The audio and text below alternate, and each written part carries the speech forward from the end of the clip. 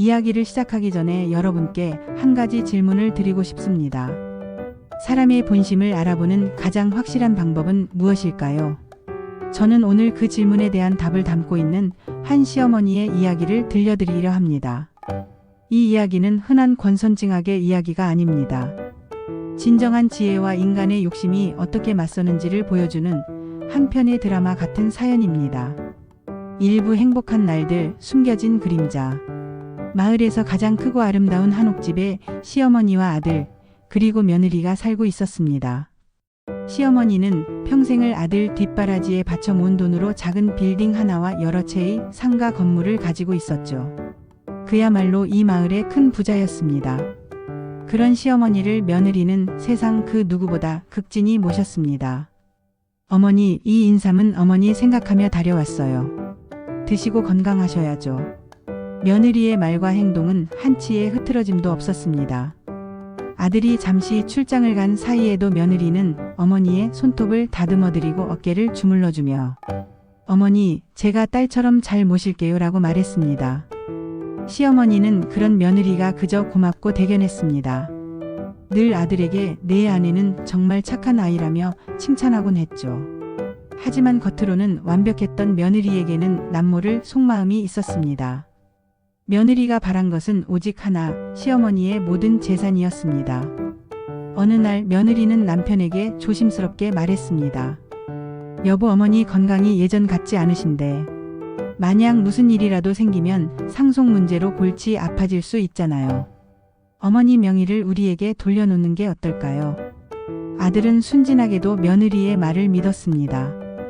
아들은 어머니에게 이 사실을 알렸고 시어머니는 며느리의 깊은 뜻을 이해하는 척하며 모든 재산을 며느리에게 양도했습니다. 시어머니에게는 아들의 행복이 가장 중요했으니까요.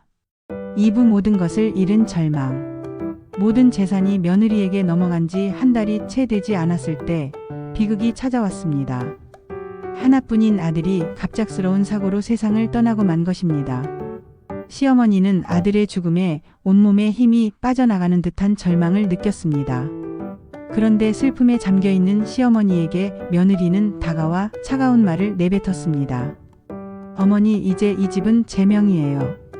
그리고 더 이상 어머니를 모실 필요가 없네요. 며느리는 눈 하나 깜빡하지 않고 시어머니를 차가운 길거리로 내몰았습니다. 시어머니는 믿었던 가족에게 버림받았다는 충격과 슬픔에 온몸을 떨었습니다. 갈 곳 없던 시어머니는 다행히 한때 이웃으로 지냈던 할머니의 도움으로 작은 방 한 칸을 얻을 수 있었습니다.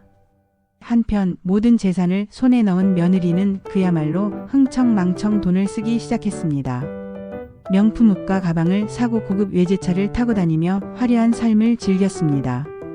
그러다 도박에까지 손을 대기 시작했죠.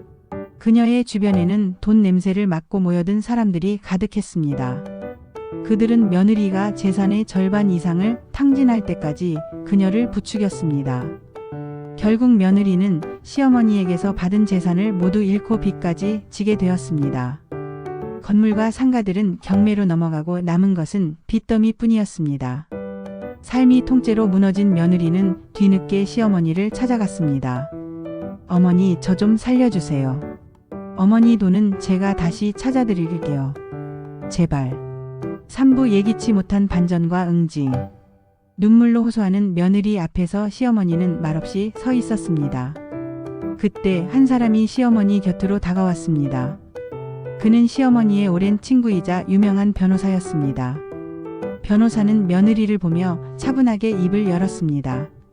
자네는 평생에 걸쳐 모은 시어머니의 재산이 그것뿐이라고 생각했나 보군. 하지만 자네가 받은 것은 상속 자금의 절반에도 미치지 못했네. 시어머니께서 가장 아끼시던 강남의 땅은 아직 내 명의로 되어 있고 그것은 곧 어머니에게 다시 돌아갈 걸세. 변호사의 말에 며느리는 머리를 망치로 맞은 듯한 충격을 받았습니다.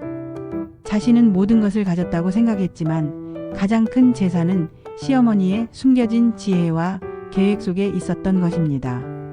시어머니는 오래전부터 며느리의 진짜 모습을 꿰뚫어보고 있었습니다. 일부러 재산을 며느리에게 맡기는 척하며 그녀의 진심을 시험했던 것이죠. 시어머니는 이제 모든 것을 되찾았습니다. 하지만 그녀는 잃어버린 아들을 그리워하며 그 돈을 사치와 욕심으로 채우지 않았습니다. 대신 그 돈으로 요양원을 짓고 자신처럼 갈 곳 없는 노인들을 돌보며 살았습니다. 며느리는 스스로의 욕심 때문에 모든 것을 잃고 말았습니다.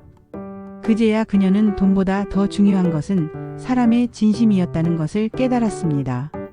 그리고 그날 이후 며느리는 자신의 잘못을 평생 동안 후회하며 살았다고 합니다. 이 이야기는 우리에게 소중한 교훈을 전해줍니다. 사람은 겉으로 보이는 모습만으로 판단할 수 없으며 진정한 지혜는 물질적인 소유를 넘어 마음을 헤아리는 데 있다는 것을 말이죠. 이 내용이 공감이 되신다면 구독, 좋아요 부탁드려요.